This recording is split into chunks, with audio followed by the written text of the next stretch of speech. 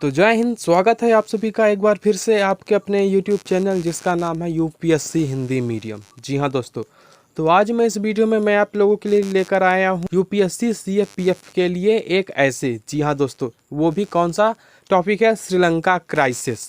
श्रीलंका में जो इस टाइम पे जो हालात चल रहे हैं वो जो है तो यूपीएससी सीएपीएफ के ऐसे राइटिंग के लिए बहुत ही ज़्यादा इम्पोर्टेंट है, क्योंकि जो है तो ये करंट का न्यूज़ है और सीएपीएफ के मेंस में ज़्यादातर यही 4-5 महीने के अंदर घटित सभी घटनाएं जो है तो देखने को मिलती है उसके क्वेश्चंस में।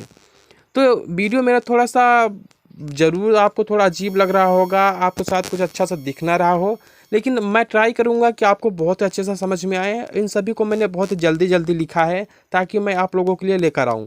और ये सब जो मैंने स्क्रीन पे आप देख रहे होंगे, ये जो लिखा हुआ है, ये किसी एक जगह से नहीं लिया गया है, किसी एक आर्टिकल से नहीं लिया गया है। मैंने 3-4 आर्टिकल से मिक्स करके जो तो एक नोट्स बनाया है। तो पहला ऐसे में हमारा हो गया इंट्रोडक्शन। इंट्रोडक्शन में आप बस यही इतना लिख दीजिएगा, ठीक है। ये इंट्रोडक्शन आपका बहुत ही धांसू है। तो इंट्रोडक्शन में आप क्या लिखेंगे कि श्रीलंका में सरकार के कुछ फैसलों के कारण श्रीलंका का नाश होना शुरू हुआ, किंतु वक्त पर सही फैसले न लेने के कारण यह संकट तेजी से बढ़ता चला गया। और आगे क्या है मैं आपको बताता हूँ। तो वर्ष 2009 में जब श्रीलंका, अब थोड़ा सा अब बैकग्राउंड चालू हो गया, ठीक है। अब हम निबंध लिखते समय हम पहले उसमें करंट न्यूज़ देंगे, फिर उसके बाद बैकग्राउंड, फिर जो है तो उसका जो तो मतलब फॉरेन कंसर्न क्या हो सकते हैं, और फिर जो है तो कंक्लूजन देंगे, ठीक है।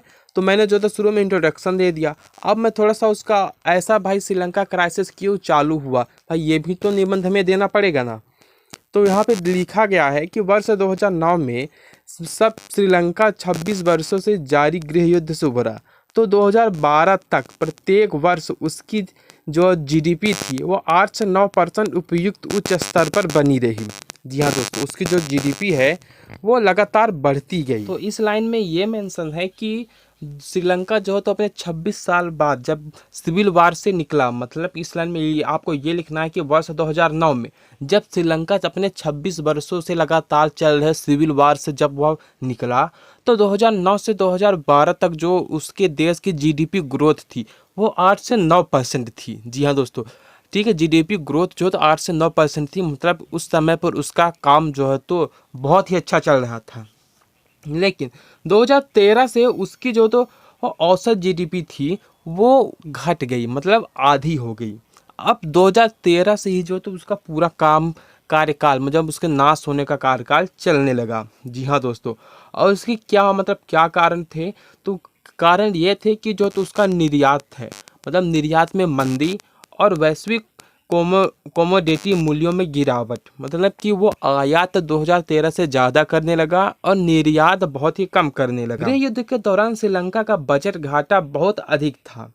2008 वैश्विक वित्तीय संकट में उसने विदेशी मुद्रा भंडारण को समाप्त कर दिया, जिससे श्रीलंका को आईएमएफ से $2.6 बिलियन का ऋण लेने के लिए विवश होना पड़ा। मतलब कि यहाँ पे ये लिखा हुआ है कि जो गृह युद्ध चल रहे थे, ठीक है, तो उससे जो है तो श्रीलंका का बहुत ज़्यादा नुकसान हुआ, उसको बहुत ज़्यादा घाटा हुआ, और जो है तो उसने जो है तो $2.6 बिलियन का मतलब कर्जा लिया। किससे लिया? आईएमएफ से लिया। लेकिन अब 2016 में उसने फिर से जो है तो $1.6 के लिए जो है तो आईएमएफ से कर्जा मांगने गया और कर्जा लिया भी। लेकिन आईएमएफ ने इस बार उसके लिए बहुत सारी जो है तो कठिन से कठिन जो है तो नियम कानून बना दिए थे, क्योंकि आईएमएफ को भी लग रहा था कि अब उसका पैसा डूबने वाला है। श्रीलंका जो है तो अब कर्ज पे कर्ज ले रहा है, लेकिन वो चुकता करने का जो तो उसको कहीं नामो निशान नहीं दिख रहा है। श्रीलंका के इस स्वरूप के जिम्मेवार हाल के कुछ वर्षों में हुई घटनाएं भी अहम भूमिका निभाती हैं।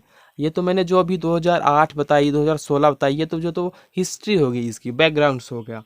अब मुझे तो प्रेजेंट क्या कारण है वो हम देख लेते हैं कि जो 2019 में श्रीलंका के गिरजाघरों में जो बहुत सारे बम विस्फोट हुए थे, ठीक है, उसको आपको यहाँ पे मेंशन करना है, ठीक है।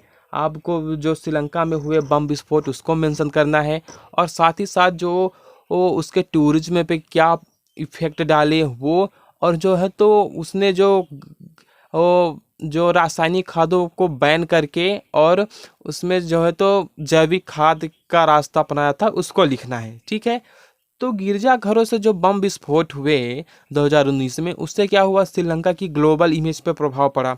ठीक है, इससे टूरिज्म कम हुए, लोग बाग कम आने जाने लगे, क्योंकि वहाँ पे बहुत सारे लोगों की मौत भी हुई और बहुत सारे लोग घायल भी हुए। अब सोचिए, अब धार्मिक स्थान पे ही जो है तो बम विस्फोट हो रहा है, तो अब इससे बड़ी मतलब दुर्भाग्य और क्या हो सकता है।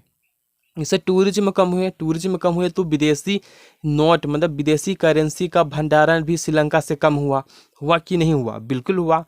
और एक और बात, मतलब कि अब इसमें सबसे बड़ी गलती अब जानते क्या हो रही है? सबसे बड़ी गलती हो रही है यहाँ पे श्रीलंका का जो चुनाव प्रसार आ गया।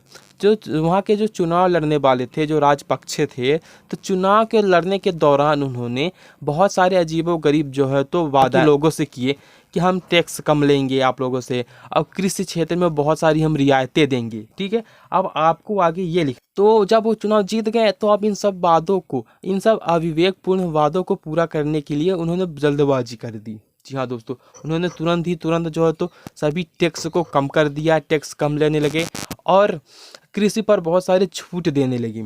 इससे क्या हुआ कि इससे जो तो टैक्स कम लेने लगे तो श्रीलंका के पास जो तो कम पैसा आने लगा। श्रीलंका के पास जब कम पैसा आने लगा तो उसके यहाँ और भी जो तो आर्थिक मंदी आने लगी। और एक और बात, उन्होंने क्या किया कि रातों रात जो है तो जैविक राज्य बनने की घोषणा कर दी और रासायनिक खादों को पूरी तरह से बैन कर दिया कि श्रीलंका में किसी तरह की रासायनिक खादों का इस्तेमाल नहीं किया जाएगा। अब क्या, अब आप लोग तो जानते हैं कि जैविक खाद जो है तो अपनी अच्छी उन्नति देने के लिए उसे तकरीबन 25 से 30 साल का समय चाहिए।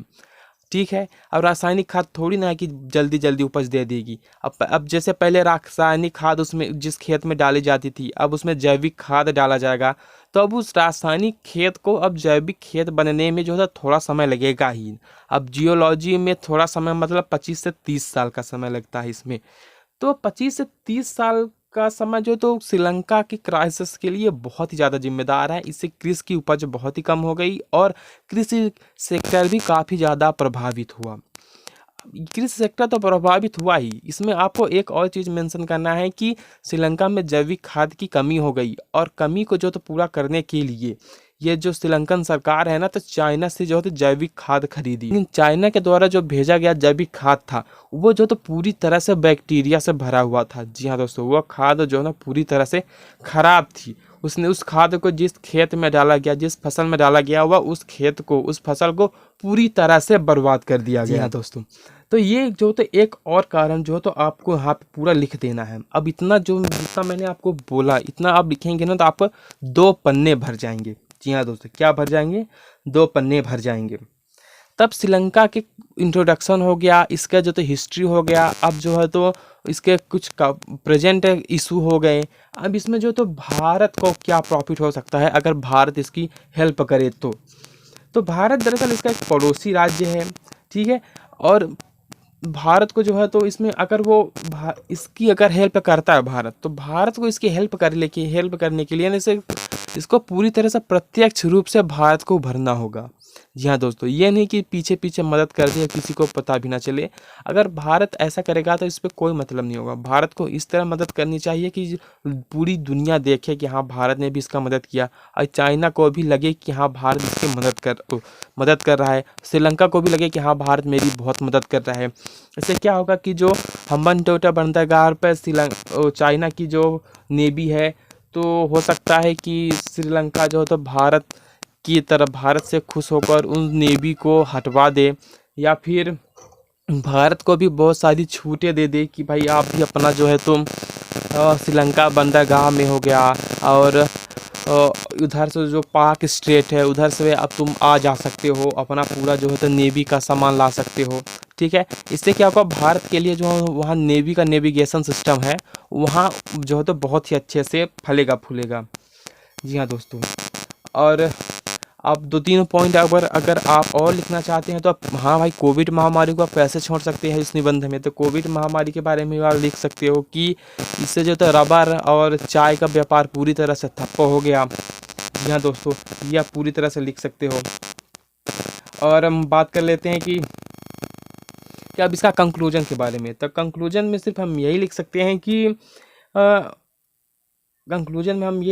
कि श्रीलंका को इस संकट से उभारने के लिए कई उपाय, जैसे युद्ध से प्रभावित उत्तरी और पूर्वी प्रांतों में आर्थिक विकास के लिए बढ़ावा देना, ठीक है, आर्थिक विकास को वहाँ बढ़ाना, और फिलहाल रासायनिक खादों का उपयोग पुनः जारी रखना, क्योंकि इसी से जो है तो कृषि सेक्टर जो है तो अभी उसको जो है तो खाना प्रदान कर सकती है, खाना दे सकती है। जी हाँ दोस्तों, और देश में शांति स्थापित करना, जिससे पर्यावरण एवं पर्यटकों को लिए जो है तो श्रीलंका फिर से एक सेफ प्लेस लगे, और पर्यटक जो है तो टूरिज्म जो है तो फिर से श्रीलंका में आए, और इससे जो है तो श्रीलंका की इकोनॉमी फिर से ग्रोथ करे। तो एक छोटा सा वीडियो था, लेकिन बहुत इंपॉर्टेंट ऐसे है ये, जो हमारे CAPF के एग्जाम में आ सकता है। तो मिलते हैं आप सभी से अगले वीडियो में, तब तक के लिए बाय। जय हिंद, जय भारत।